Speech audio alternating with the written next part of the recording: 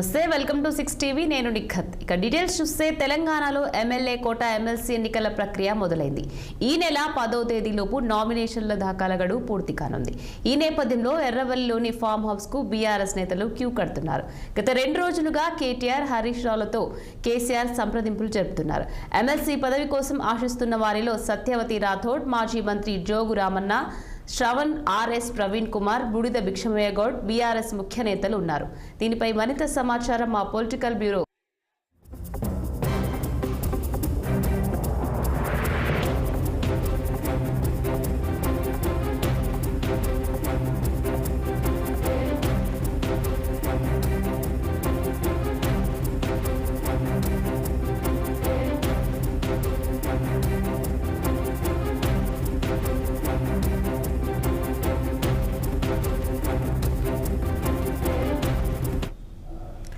రామ్ చెప్పండి. తెలంగాణలో ఎమ్మెల్యే కోట ఎమ్మెల్సీ ఎన్నికల ప్రక్రియ మొదలున్న పూర్తి డీటెయిల్స్ ఏంటి?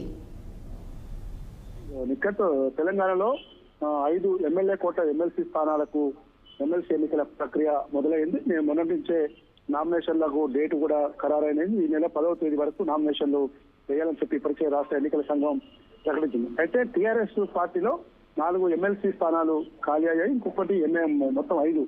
టీఆర్ఎస్ పార్టీలో షేర్ సుభాష్ రెడ్డి, సత్యవతి రాథోడ్, మహమూద్ అలీ, ఎగ్జే మల్లేశం ఈ 4 అయితే ప్రస్తుతం టీఆర్ఎస్ పార్టీలో ఉన్న సంఖ్యాబల దృష్ట్యా ఒక ఎమ్మెల్సీ స్థానం మాత్రమే దక్కే అవకాశం ఉంది.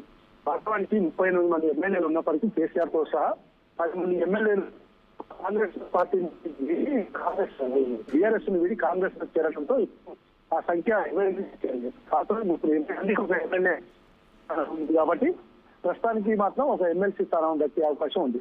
అయితే ఇప్పటికే కేసీఆర్ పార్టీ అధినేత, ప్రతిపక్ష నేత, మాజీ ముఖ్యమంత్రి కేసీఆర్ చుట్టూ ఎర్రవెల్లి ఫామ్ హౌస్ కు వెళ్లి అందరూ కూడా ఆశావాహులు అందరూ కూడా ప్రసన్నం చేసుకుంటున్నారు. ఇప్పటికే కేటీఆర్, హరీష్ రావులతో కేసీఆర్ కూడా ఈ ఒక్క ఎమ్మెల్సీ స్థానాన్ని కూడా మనం జాగ్రత్తగా చాలా కీలకంగా వ్యవహరించి చాలా అన్ని జాగ్రత్తలు తీసుకోవాలి. దానిపైన గత 2-3 రోజులుగా ఆయన ఎర్రవెల్లి ఫామ్ హౌస్ లో విజ్ఞప్తితో కూడా తరచూ భేటీ అవుతా ఉన్నారు.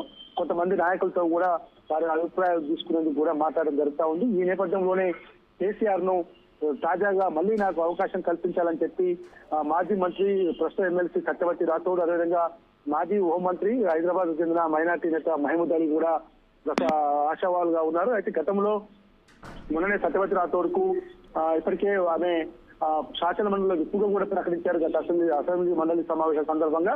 కాబట్టి ఆమెకు భారీ ఆశలు కూడా పెట్టుకుంది. మరోవైపు ఆర్ఎస్ ప్రవీణ్ కుమార్ ఐపీఎస్, ఆయన గురుకులాలు అంతా కూడా నడిపి పెద్ద ఎత్తున సోషల్ వెల్ఫేర్ రంగాన్ని బాగా పటిష్టం చేసిన ఆర్ఎస్ ప్రవీణ్ కుమార్ పార్లమెంట్ ఎన్నికలకు ముందు టీఆర్ఎస్ చేరారు.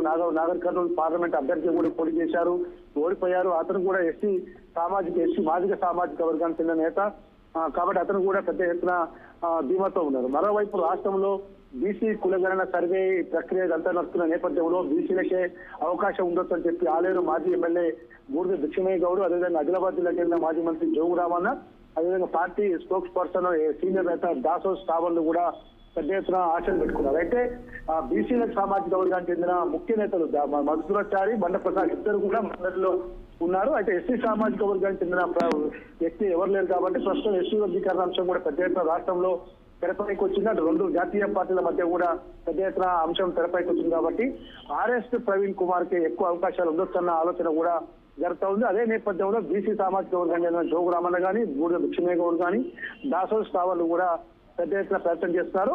ఇవాళ రేపో అధికారికంగా ప్రకటిస్తారా లేదు 10వ తారీఖు లోపు ప్రకటించారు కాబట్టి మార్చి 8 తర్వాత ప్రకటించి మంచి రోజు చూసుకొని నామినేషన్ వేసేందుకు కేసీఆర్ అనుమతిస్తారని మాత్రం చూస్తున్నారు. ఏదేమైనా సత్యవతి రాథోడ్ కానీ ఆర్ఎస్ ప్రవీణ్ కుమార్ మధ్యనే ఈ అంశం పెద్ద ఎత్తున నడుస్తున్నట్టు తెలుస్తా ఉంది. నిఖత్. Thank you Ram.